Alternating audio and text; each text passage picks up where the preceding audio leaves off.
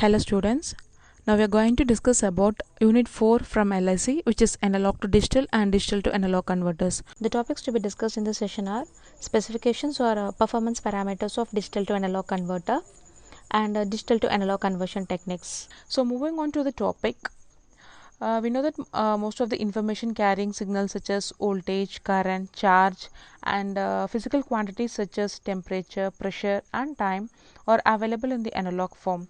However, for processing, transmission and storage purposes, it is often more convenient for us to express such signals in the digital form because it is very difficult to process a signal, to store a signal which is in analog form.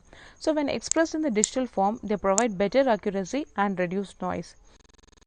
And moreover, the development in the microprocessor technology has made it compulsory to process data in the digital form.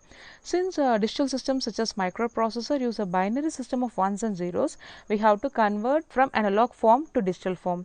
So obviously the circuit that performs this operation, that is this conversion from analog to digital equivalent, is called as an analog to digital converter.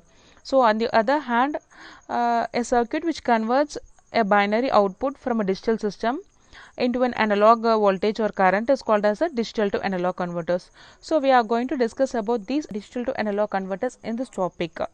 This is the circuit symbol for digital to analog converter. As the name indicates, நம்ம இன்புட்டில் வந்து பார்த்தோம் அப்படின்னா நம்ம digital வேல்யூஸை வந்து இன்புட்டாக கொடுப்போம் and அவுட்புட்டில் நம்மளுக்கு வந்து ஒரு அனலாக் சிக்னல் வந்து அவுட்புட்டாக கிடைக்கும். இதில் லெஃப்ட் சைட் பார்த்தோன்னா D1, D2, D3 up to DN அப்படிங்கிறது நம்ம பாஸ் பண்ணக்கூடிய டிஜிட்டல் இன்புட் வேல்யூஸ் அண்ட் V0ங்கிறது நம்மளுக்கு அவுட்புட்டில் வரக்கூடிய அனலாக் சிக்னல். இதில் D1 வந்து எது ரெப்ரசென்ட் பண்ணுது அப்படின்னா மோஸ்ட் சிக்னிஃபிகன்ட் பிட் அண்ட் DNல வந்து பார்த்தோம் அப்படின்னா நம்ம வந்து லீஸ்ட் சிக்னிஃபிகன்ட் பிட்டை வந்து பாஸ் பண்ணுவோம். ஃபார் எக்ஸாம்பிள் ஒரு 4 பிட் DAC நம்ம வந்து கன்சிடர் பண்ணிக்கிறோம் அப்படின்னா அதில் வந்து ஒரு வேல்யூஸ் வந்து நம்ம 1000 அப்படிங்கிற ஒரு வேல்யூ வந்து நம்ம பாஸ் பண்ணுறோம். அதில் 1000ல் இந்த லாஸ்ட்டில் இருக்கக்கூடிய ஜீரோவை நம்ம என்ன சொல்லுவோம் அப்படின்னா LSB அண்ட் ஃபர்ஸ்ட்டில் இருக்கக்கூடிய ஒன்னை வந்து MSB, that is most significant bit அப்படின்னு சொல்லுவோம். இதில் இந்த ஜீரோவை that is the least significant பிட்டை நம்ம எங்கே பாஸ் பண்ணுவோம் அப்படின்னா DN. இது 4 பிட் DACங்கிறதுனால the DN is D4. So D1, D2, D3 up to D4.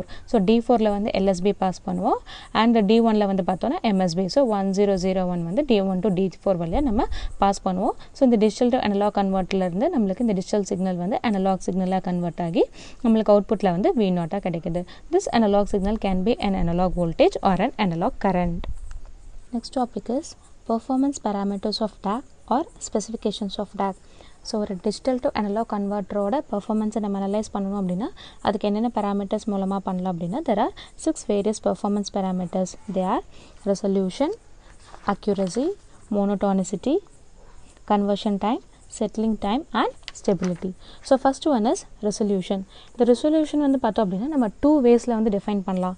First one வந்து பார்த்தோம் அப்படின்னா resolution is defined as the number of different analog output values that can be provided by a DAC. அதாவது ஒரு DAC மூலமா நம்ம வந்து எவ்வளோ different analogue output values வந்து ப்ரொடியூஸ் பண்ண முடியும் அப்படிங்கிறத வந்து ரெசல்யூஷன் அப்படின்ற டேர்ம்.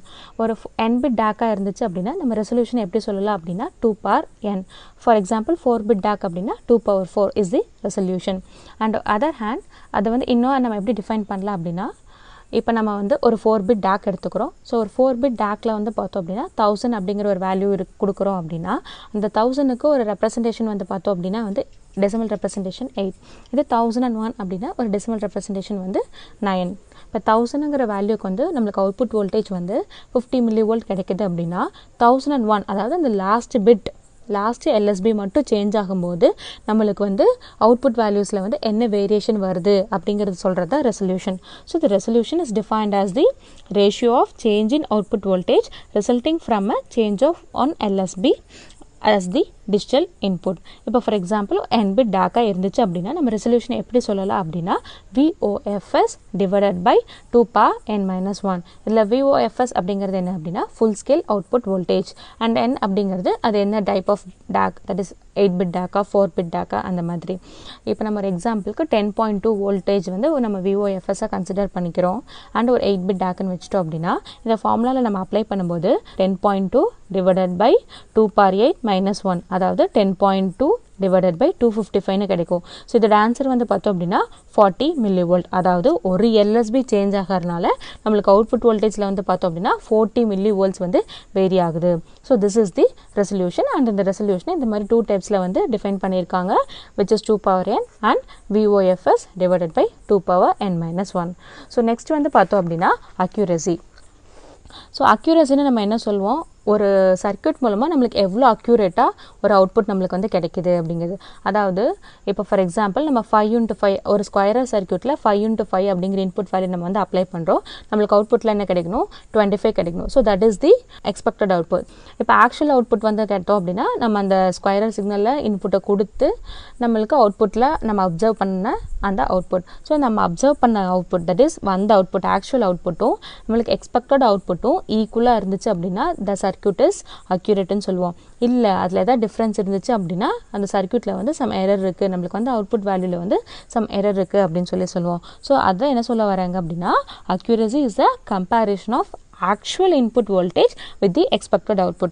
இதை நம்ம எப்படி ரெப்ரசன்ட் பண்ணுவோம் அப்படின்னா in terms of percentage.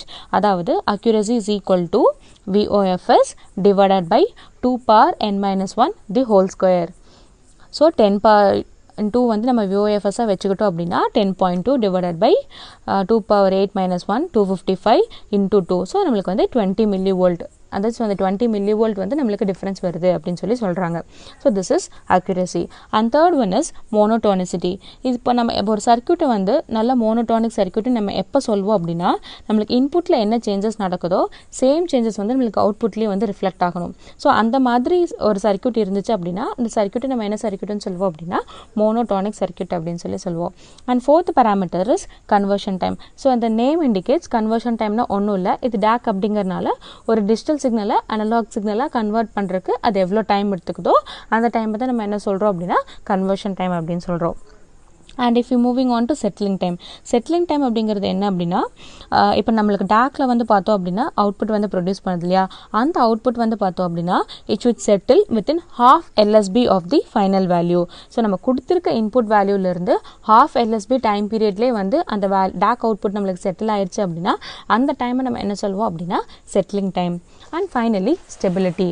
இப்போ ஸ்டெபிலிட்டி அப்படிங்கிறது எதை ரெப்ரசென்ட் பண்ணுதுன்னா சர்க்யூட் வந்து நம்ம எந்த சேஞ்சஸ்க்குமே ரியாக்ட் பண்ணாமல் நம்ம என்ன இன்புட் கொடுக்குறோமோ அந்த இன்புட்டுக்கான எக்ஸாக்ட் அவுட்புட் ப்ரொடியூஸ் பண்ணுற சர்க்யூட்டை தான் நம்ம வந்து ஒரு ஸ்டேபிளான சர்க்யூட்னு சொல்கிறோம்.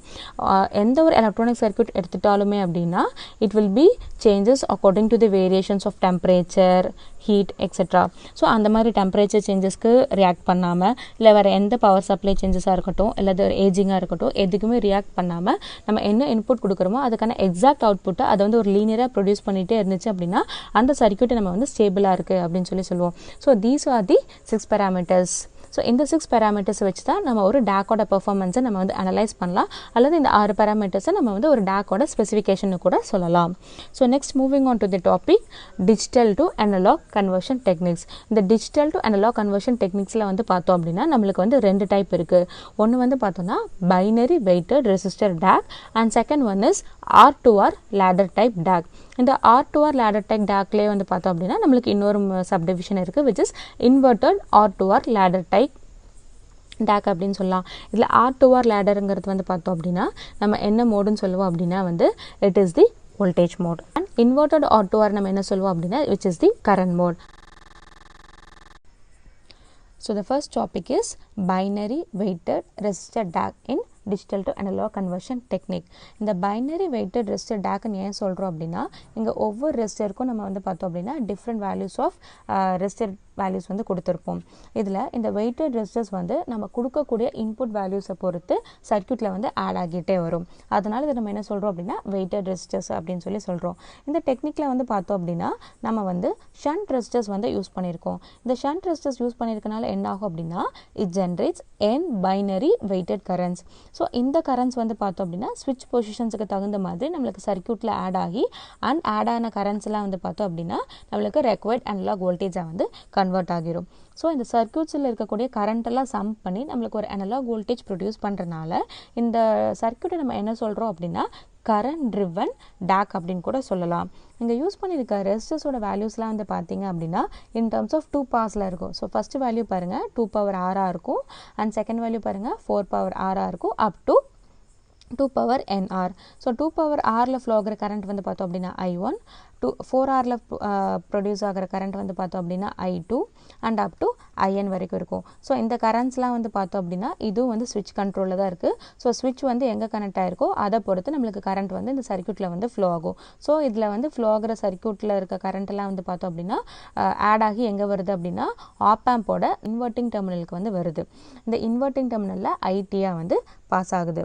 ஸோ நம்மளுக்கு ID is equal to the sum of the total currents. So அந்த ஐடி வந்து பார்த்தோம் அப்படின்னா இன்வெர்ட்டிங் டெர்மினலுக்கு வந்து கொடுக்குறோம். இந்த இன்வெர்ட்டிங் டெர்மினல்லேருந்து நம்மளுக்கு அவுட்புட் V0 வந்து ப்ரொடியூஸ் ஆகுது. அண்ட் ஆல்சோ இங்கே ஒரு ஃபீட்பேக் ரெசிஸ்டர் RF வந்து யூஸ் பண்ணியிருக்கோம். ஸோ இப்போ நம்ம total current ID is equal to I1 plus I2 I3 up to IN. இப்போ நம்மளுக்கு வந்து அவுட்புட் வோல்டேஜ் V0 வந்து வேணும். நம்மளுக்கு தெரியும் அக்கார்டிங் டு ஓம்ஸில் V is equal to I into R. இங்கே வந்து இன்வெர்ட்டிங் டெர்மினலில் நம்ம கரண்ட்டை பாஸ் பண்ணுறங்காட்டி நம்மளுக்கு அவுட்புட் என்னவா கிடைக்கும்னா இன்புட்டில், அதாவது இன்வெர்ட்டிங் டெர்மினலில் வந்து இன்புட் கொடுத்துருக்கோம். ஸோ அவுட்புட் V0 என்னவா கிடைக்கும் அப்படின்னா minus ID into RF. So ID is nothing but the sum of the total currents. So என்னென்ன கரண்ட் நம்ம பாஸ் பண்ணியிருக்கோம்னா I1, I2, I3 up to IN. அப்போ ID is equal to I1 plus I2 plus I3 up to IN. And we know that V0 is equal to minus IT into RF. இப்போ ஐடிக்கு வந்து நம்ம இந்த values வந்து substitute பண்ண போகிறோம். அப்போ ஐடிக்கு வந்து பார்த்தோன்னா I1, I2, I3, IN வரைக்கும் சப்ஸ்டியூட் பண்ணிவிட்டு இன்ட்டு RF. நம்ம I1 வந்து எப்படி இந்த சர்க்யூட்லேருந்து டெரைவ் பண்ணலாம் அப்படின்னா சேம் அக்கார்டிங் டு ஓம்ஸ்லா இங்கே I is equal to V/R. அப்போ இங்கே I1 இஸ் ஈக்குவல் டு நம்ம சப்ளை வோல்டேஜ் என்ன கொடுத்துருக்கோம் VR டிவைடட் பை இந்த corresponding resistance 2R. So I1 is equal to VR by 2R. And I2 வந்து பார்த்தோம் அப்படின்னா same VR divided by 4R. And I3 வந்து பார்த்தோம் அப்படின்னா VR divided by 8R. And IN லாஸ்ட்டாக எடுத்துக்கிட்டோம் அப்படின்னா IN is equal to VR divided by 2/NR. So இப்போ இந்த வேல்யூஸ் I1, I2, I3க்கு பதிலாக இந்த கண்டுபிடிச்ச வேல்யூஸ்லாம் நம்ம சப்ஸ்டியூட் பண்ணோம் அப்படின்னா நம்மளோட ஈக்குவேஷன் எப்படி மாறும்னா V0 is equal to B0 into, ஏன்னா இந்த B0ஓட வேல்யூவை பொறுத்து தான் இந்த கரண்ட் வந்து இந்த சர்க்யூட்டில் ஆட் ஆகுதா இல்லையான்னு தெரியுது. ஸோ நம்ம அனுப்பக்கூடிய டிஜிட்டல் இன்புட் வேல்யூஸ்லேயே நம்ம அக்கௌண்ட்டில் எடுத்துக்கிட்டோம் அப்படின்னா V0 is equal to minus of, that is the minus ஐடிக்கில் அந்த மைனஸை வெளியே எடுத்துட்டோம் அப்படின்னா மைனஸ் ஆஃப் இந்த I1ஓட வேல்யூ என்ன B1 into VR divided by 2R plus B2 into VR divided by 4R up to BN into VR divided by 2/NR into RF. and இதில் நம்மளுக்கு எந்த டேர்ம்ஸ்லாம் வந்து காமனாக இருக்குன்னு வந்து பார்த்தோம் அப்படின்னா VR by R அப்படிங்கிற டேர்ம் வந்து எல்லாத்துலேயுமே காமனாக இருக்குது. ஸோ அதை நம்ம காமனாக வெளியே எடுத்தோம் அப்படின்னா minus VR divided by R into B1 by 2 plus B2 by 4 up to BN divided by 2/N into RF. So கீழே டினாமினேட்டர் இருக்கக்கூடிய 2 வந்து நியூமரேட்டருக்கு போச்சு அப்படின்னா 1/2 நம்ம எப்படி எழுதலாம் அப்படின்னா 2^-1 எழுதலாம். So B1 into 2^-1 plus B2 into 2^-2 up to BN into 2^-N into RF. So நம்ம ஆரோட வேல்யூ RFோட வேல்யூ ஈக்குவல் அப்படின்னு சொல்லி எடுத்துட்டோம் அப்படின்னா when R is equal to RF we get V0 is equal to minus அந்த ஆரும் RF கேன்சல் ஆகிட்டு V0 is equal to minus VR into B⁻1 B1 into 2^-1 plus B2 into 2^-2 plus B3 into 2^-3 up to Bn into 2^-n. So this is the analog voltage which is derived from the binary weighted resistor DAC. So இது வந்து நம்மளுக்கு binary weighted resistor DACலேருந்து கிடைச்ச output. and இது வந்து பார்த்தோம் அப்படின்னா reference வோல்டேஜை பொறுத்தும் நம்ம அப்ளை பண்ண டிஜிட்டல் இன்புட்ஸை பொறுத்தும் தான் நம்மளுக்கு வந்து இந்த அவுட்புட் வோல்டேஜ் கிடைச்சிருக்கு. இது இந்த சர்க்யூட்டோட டிஸ்அட்வான்டேஜ் அல்லது ட்ராபேக் அப்படிங்கிறது என்னன்னு பார்த்தோம் அப்படின்னா இதுக்கு நம்ம wide range of resistor values வந்து யூஸ் பண்ண வேண்டியதாக இருக்குது. இப்போ நம்ம ஷண்ட் ரெசிஸ்டர்ஸ் யூஸ் பண்ணியிருக்கோமா, அதில் ஃபஸ்ட்டு ரெசிஸ்டரோட வேல்யூ பார்த்திங்க அப்படின்னா 2^R, செகண்ட் ரெசிஸ்டரோட வேல்யூ 2^2R. இதுவே ஒரு 8-bit DAC இருந்துச்சு அப்படின்னா அந்த ஃபைனல் ரெசிஸ்டரோட வேல்யூ என்னவா இருக்கும் 2^7R. So the last resistor which is the 2^7R is 128 times larger than the first resistor. So அவ்வளோ பெரிய ஒரு லார்ஜர் வேல்யூ இருக்கக்கூடிய ஒரு ரெசிஸ்டரை நம்ம வந்து மேனுஃபேக்சர் பண்ணுறது கஷ்டம். அது மட்டும் இல்லாமல் நம்ம ஒரு ஐசியில் யூஸ் பண்ணி இந்த மாதிரி ஒரு லார்ஜர் வேல்யூஸ் ஆஃப் ரெசிஸ்டர்ஸை ஃபேப்ரிகேட் பண்ண முடியாது. அண்ட் இந்த மாதிரி ஒரு லார்ஜர் வேல்யூஸ் நம்மளுக்கு யூஸ் பண்ணும்போது நம்மளுக்கு அக்யூரஸியும் வந்து கரெக்டாக கிடைக்காது. ஏன்னு வந்து பார்த்தோம் அப்படின்னா அந்த ரெசிஸ்டர்ஸ்க்கு அக்ராஸாக இருக்கக்கூடிய வோல்டேஜ் ட்ராப் வந்து பார்த்தோம் அப்படின்னா it affects the accuracy. And finite resistance of the switches disturbs the binary weighted relationship among the various currents. So practically in MSB, but the current setting resistance are smaller. So these are all the drawbacks of the binary weighted DACs. So இதெல்லாம் overcome பண்ணி நம்ம next எந்த டாபிக்குள்ளே போகிறோம் பார்த்தோம் அப்படின்னா R2R ladder type DAC. So இதில் இருக்கக்கூடிய drawbacks எல்லாம் வந்து overcome பண்ணி வந்தது தான் இந்த R2R ladder type DAC. The next topic is inverted R2R ladder type or current mode ladder type. In this R2R ladder type, it uses only two resistor values, namely R and 2R. The difference between the previous one, which is the binary weighted resistor DAC, and this inverted R2R ladder type is we use voltage scaling instead of resistor scaling.